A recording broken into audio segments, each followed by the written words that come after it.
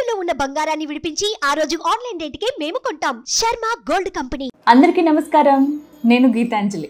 తిరుపతి టూర్కి వచ్చానండి. తిరుమల పైకి రాగానే మనకి ఒక సుగంధ పరిమళం వెదజల్లుతూ ఉంటుంది. స్వామివారికి పునుగు పిల్లి తైలం రాస్తారు. ఆ తైలం వాసనతో సుగంధ ద్రవ్యాల వాసన కలగలిపి కొండ మొత్తం పరిమళిస్తుంది. అనేక రకాల కాటేజెస్ ఉంటాయి ఇక్కడ. ఏటీసీ, జిఎన్సి ఇలా. జిఎన్సి అంటే ఉదాహరణకి గరుడాద్రి నగర్ కాటేజెస్ ఇలా ఉంటాయి అన్నమాట. రూమ్ కావాలంటే మనం సిఆర్ఓ దగ్గరికి వెళ్ళి క్యూలో నుంచుని ఆధార్ కార్డు ఇస్తే మనకి 20 నిమిషాల్లో మెసేజ్ వస్తుంది. మనం ఆన్లైన్లో కూడా రూమ్ బుక్ చేసుకోవచ్చు. కాకపోతే ఆన్లైన్ దర్శనం బుక్ చేసుకున్న వారికి ఆ ఫెసిలిటీ. కొండ మీద భక్తులకు ఉచిత వసతి, ఉచిత భోజనం, ఉచిత బస్సు ఇలా అన్ని రకాల సదుపాయాలు కల్పిస్తున్నారు దేవస్థానం వారు. అలాగే రూమ్ దొరకని వారికి లాకర్ల సదుపాయం కూడా ఉంటుంది. కొండ మీద ఆధ్యాత్మికత ఉట్టిపడేలా ఆ శ్రీ మహావిష్ణువు దశావతారాలు ఇక్కడ ఏర్పాటు చేశారు. మత్స్య, కూర్మ, వరాహ, నారసింహ, వామన, రామ, పరశురామ, కృష్ణ, బలరామ, కల్కి అవతారాలు ఇక్కడ ఏర్పాటు చేశారు.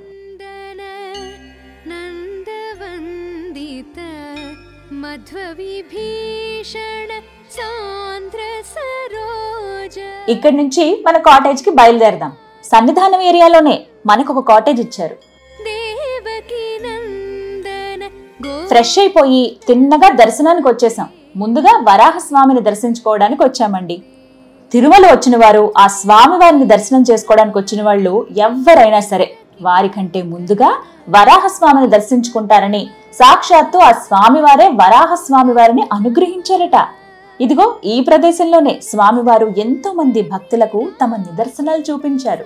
అనంతాల్వారు, వెంగమాంబ, అన్నమయ్య, రామానుజాచార్యులు, తొండమాన్ చక్రవర్తి, ఆకాశరాజు ఇలా ఎంతో మంది ఉత్తమ భక్తులతో ఆయన నేరుగా మాట్లాడేవారట. ఈ పుష్కరిణి దగ్గరే అనంతాళ్వారు గుణపం విసిరితే స్వామివారి గడ్డం మీద గాయమైంది. అప్పటి నుండే స్వామివారి గడ్డంకు పచ్చకర్పూరం పెట్టడం మొదలు పెట్టారు.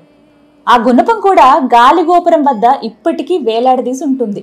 మీరు దర్శనానికి వెళ్ళేటప్పుడు అంటే ఆలయం లోపలికి వెళ్ళేటప్పుడు కుడివైపుగా గమనించండి. ఈ 4 మాడ వీధుల్లో చెప్పులు వేసుకుని నడవకూడదండి. స్వామివారు తిరిగే ప్రదేశం కదా, అందుకే ఆ నిర్ణయం తీసుకున్నారనుకుంటా. సాక్షాత్తు వైకుంఠం ఇలానే ఉంటుందేమో అనిపిస్తూ ఉంటుంది ఈ మాడ వీధుల్లో నడుస్తూ ఉంటే. ఆహా, ఇక్కడి నుంచి ఎంత సుందరంగా ఉందో తిరుమలంతా. ప్రతి ఒక్కరి మొహంలోనూ ప్రశాంతత, ఆనందం తాండవం చేస్తూ ఉంటుంది. ఎవరిని చూసినా అలాగే కనిపిస్తారేంటో ఇక్కడ. 5 సెకండ్లండి. ఆ 5 సెకండ్ల దర్శనం కోసం ఎక్కడెక్కడి నుంచో లక్షలాది మంది భక్తులు తరలివచ్చి గంటలు గంటలు వేచి చూస్తూ ఉంటారు.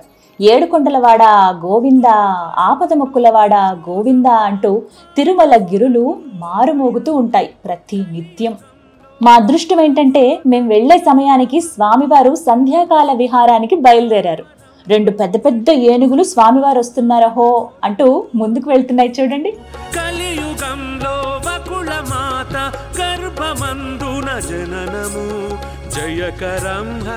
మనం వరాహస్వామిని దర్శించుకున్న తర్వాత అక్కడే ఉండే రాధాకృష్ణ దేవాలయం, నరసింహస్వామి ఆలయాన్ని దర్శించుకోవడం మర్చిపోద్దే.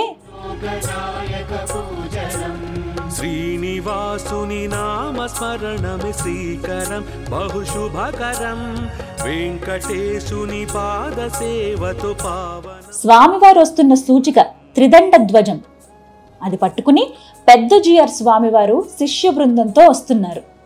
భక్తులందరూ ఎదురు చూస్తూ ఉండగా ముందు రామానుజాచార్యుల వారు, ఆ వెనుకనే కోటి కోర్కెలు తీర్చే కోనేటి రాయుడు వచ్చేశారు. ఆహా, ఎంత శోభాయమానంగా ఉన్నారో. చూడ్డానికి 2 కళ్ళు సరిపోవడం లేదు. నేనైతే వేరే లోకల్లోకే వెళ్ళిపోయాను స్వామివారిని అలా చూస్తూ. ఈ ఉత్సవ విగ్రహానికే ప్రతినిత్యం కళ్యాణం జరిగేది. ఈ ఉత్సవ బేరానికే స్నపన తిరుమంజనం జరిగేది. స్వామివారి సేవలన్నీ ఈ స్వామివారికే చేస్తారు. వెంకటాచల శిఖరమందున వెలుగుతున్న వైభవం జయకరం హరిదర్శనం శ్రీలోకనాయక పూజనం. జీవితాంతం ఇలా స్వామివారిని సేవిస్తూ ఇలాగే ఈ ప్రాంతంలోనే ఉండిపోతే బాగుండు కదా, నన్ను అలా ఉంచేసుకో స్వామి ఇక్కడ తిరుమలలో అని ఆయన్ని అడగాలనిపించింది. వాస్తవానికి మనసులో అదే అనుకున్నాను.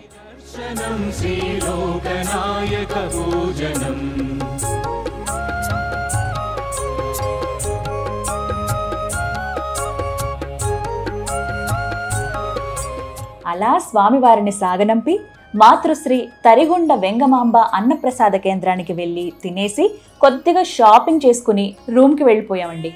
మా దర్శనం ఎర్లీ మార్నింగ్ ఉందండి. స్వామిని ఎప్పుడెప్పుడు చూద్దామా అని చాలా కుతూహలంగా ఉంది నాకు.